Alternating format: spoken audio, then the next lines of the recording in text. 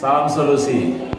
Teman-teman semua, kita hari ini akan menemui beberapa kelompok dan dalam kelompok ini nanti akan mendiskusikan sesuai dengan topik-topik yang sudah dibagi. Kita berharap ada masukan, ada kritik, ada pertanyaan dari kita yang sedang mengamati video ini. Mudah-mudahan ini menjadi salah satu bagian dari proses pembelajaran kita supaya kemudian hari kita menjadi lebih baik lagi. Demikian saya kira untuk kita nikmati bersama diskusi ini. Salam solusi. Assalamualaikum warahmatullahi wabarakatuh. Alhamdulillahirabbil alamin wassalatu wassalamu ala asrofil anbiya'i wal mursalin wa ala alihi wa sahbihi ajmain amma ba'du. Perkenalkan, nama saya Indah Lestari dari Universitas Islam Negeri Sumatera Utara, Fakultas Tarbiyah dan Keguruan, Prodi Manajemen Pendidikan Islam dengan NIM 0307223055. Dan saya Fatin Syahira dari Universitas Islam Negeri Sumatera Utara, Fakultas Tarbiyah dan Keguruan, Prodi Manajemen Pendidikan Islam dengan NIM 0307223101. Dan perkenalkan, nama saya Nafa Kaila Dali Bunte. Saya dari Universitas Islam Negeri Sumatera Utara, Fakultas Ilmu Tarbiyah dan Keguruan, Prodi Manajemen Pendidikan Islam, dan NIM saya 0307223059. Nah, di video ini kami ingin berdiskusi mengenal sains dalam Islam. Nah, menurut Fatin sendiri, apa sih sains secara umum? Nah, jadi dari buku filsafat yang sudah saya baca, mengenai sains secara umum itu adalah pengetahuan atau al-ma'rifah dan berkembang menjadi suatu hasil usaha yang mendalam dan sungguh-sungguh dari para ilmuwan muslim atas persoalan duniawi dan ukhrawi yang bersumber kepada wahyu Allah Subhanahu wa taala. Nah, perlu juga kita ketahui bahwa sains itu terbagi lagi menjadi dua bagian, yaitu sains Islam dan sains Barat. Sains Islam adalah merupakan sebuah upaya untuk mengembalikan ilmu pengetahuan dan ranah pemikiran Islam yang disebut Islamisasi. Kemudian sains Barat adalah model pengkajian alam semesta yang dikembangkan oleh para filosof dan ilmuwan Barat sejak abad ke-17, termasuk seluruh aplikasi praktisnya di wilayah teknologi. Kalau dari Kila sendiri, bagaimana sih perbedaan dan persamaan dari kedua sains tersebut yang sudah Fatin uraikan tadi? Menurut yang dari Kila baca, sains Islam dipandang sebagai sains sakral dikarenakan Allah Subhanahu wa taala tidak lepas darinya. Sementara sains Barat atau sains sekuler tidak lagi memberikan tempat kepada Tuhan, sehingga agama dengan sains terpisah dan berjalan masing-masing yang tidak dapat disatukan di antara keduanya. Namun jangan salah menyangka, Islam tidaklah sains anti-sains, melainkan menyatu di dalamnya sebagai bukti kepada manusia akan kebesaran Allah Subhanahu wa taala dalam menciptakan alam semesta, dan Islam memiliki metode tersendiri berbeda dengan mazhab Barat, namun upaya memperoleh sains yang memberikan tempat kepada pendekatan intuitif sebagai bagian dari sains Islam. Persamaan sama-sama membahas pengajuan ilmu pengetahuan dan teknologi. Selanjutnya kan ada beberapa tuh para ilmuwan yang berpendapat tentang klasifikasi sains Islam. Nah, apa saja sih yang Indah ketahui tentang klasifikasi Islam menurut para ilmuwan? Nah, ada beberapa ilmuwan yang mengungkapkan tentang klasifikasi sains Islam, yaitu pertama, menurut Al-Farabi, terdapat 5 klasifikasi ilmu. Yang pertama, ilmu bahasa, terdapat 4 cabang, yaitu sintaksis, gramatika atau tata bahasa, lafal dan penuturan, puisi. Yang kedua, logika, terdapat 4 cabang. Yang pertama, definisi dan penyusunan ide-ide. Yang kedua, silogisme dan bukti-bukti dialektis. Yang ketiga, validitas penalaran. Yang keempat, silogisme pidato dan diskusi. Ilmu yang ketiga, ilmu dasar, terdapat 4 cabang.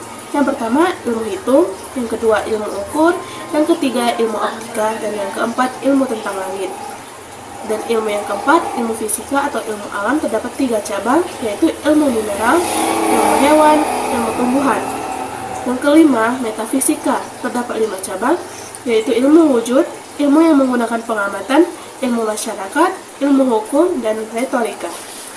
Adapun menurut Imam Al-Ghazali terdapat dua klasifikasi ilmu, yaitu ilmu muamalah dan ilmu mukasyafah. Ilmu muamalah terdapat menjadi dua cabang, yaitu ilmu fardu ain dan ilmu fardu kifayah. Contoh dari ilmu fardu ain yaitu ilmu kalam, sedangkan contoh dari ilmu fardu kifayah yaitu kedokteran, politik, teknik, dan lain-lain.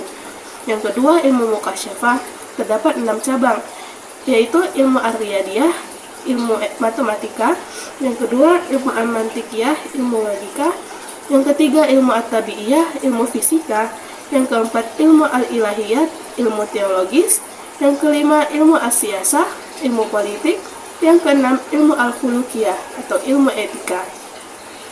Dari buku yang Fatin baca ada juga klasifikasi sains Islam menurut Ibnu Khaldun, yaitu yang pertama ilmu rasional yang di dalamnya memiliki 12 cabang, yaitu logika, fisika, ilmu kedokteran, ilmu pertanian, metafisika, ilmu sihir, ilmu gaib, ilmu kimia, ilmu mengenai kuantitas yaitu ilmu ukur, bidang dan ruang, musik, matematika, dan astronomi.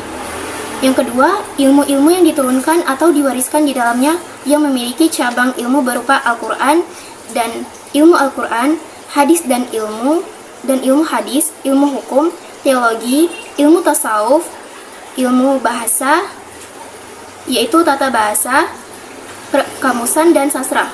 Kemudian, klasifikasi ilmu menurut Al-Atas yaitu ilmu nasi sebagai ilmu fardu ain yang harus dipelajari oleh setiap umat Islam, dan yang kedua ilmu sains yang berkaitan dengan fisik. Yang terakhir, klasifikasi menurut Amsal Bakhtiar yaitu ilmu dasar yang di dalamnya terdapat beberapa cabang seperti ilmu tafsir, hadis, akidah, kalam, filsafat Islam, tasawuf, tarekat, perbandingan agama, dan perkembangan modern Islam.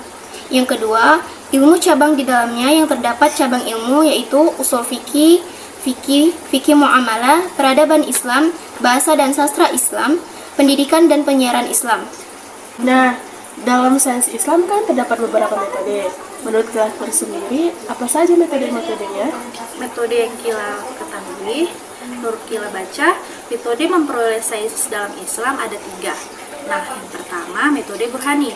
Metode Burhani merupakan sumbangan atau kontribusi filsafat Yunani melalui Aristoteles dengan menetapkan kaidah atau syarat tertentu yang dikenal istilah silogisme.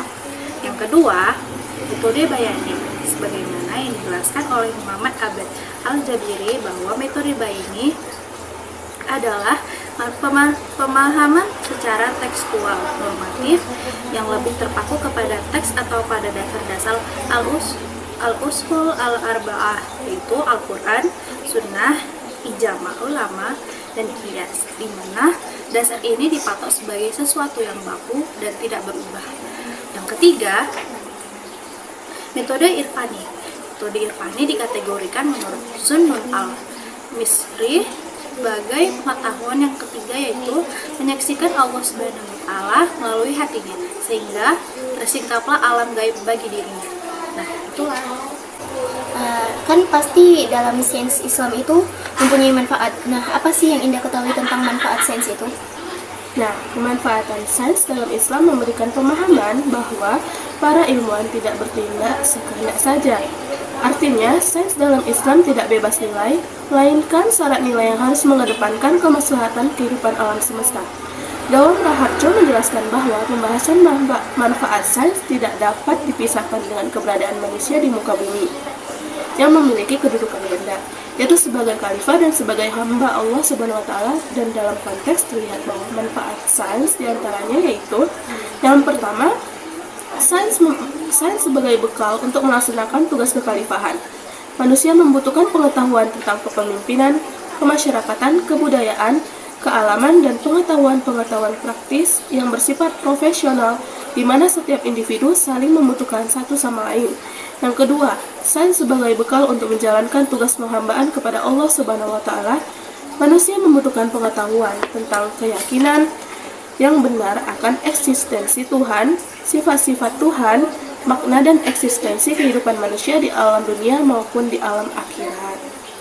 Mengapa sih bisa munculnya integrasi sains Islam? Integrasi sains Islam muncul dikarenakan masyarakat Indonesia pada zaman dahulu memiliki pemikiran bahwa sains tidak peduli agama dan agama tidak peduli sains. Seperti yang dikemukakan oleh Zainal Abidin Bakri bahwa masyarakat beranggapan bahwa agama dan sains adalah dua entitas yang tidak dapat dipertemukan. Keduanya mempunyai wilayah sendiri-sendiri, terpisah antara dengan lainnya, baik dari segi objek formal, material, metode penelitian, kriteria kebenaran, peran yang dimainkan oleh ilmuwan, maupun status teori masing-masing, bahkan sampai ke institusi penyelenggaranya. Inilah yang menjadi miris serta menyedihkan yang terjadi di Indonesia, di mana keadaan ini berdampak pada praktik pendidikan dan aktivitas keilmuan. Maka tidak salah jika saat ini akademi serta umat Islam senantiasa menggalakkan kajian serta diskursus mengenai hubungan ilmu dan agama untuk mencerahkan kembali cara pandang masyarakat. Sekian dari diskusi kelompok kami mengenai tentang mengenal sains dalam Islam. Apabila ada kekurangan dan kesalahan, mohon dimaafkan. Assalamualaikum warahmatullahi wabarakatuh. Jangan lupa subscribe, like, comment, and share.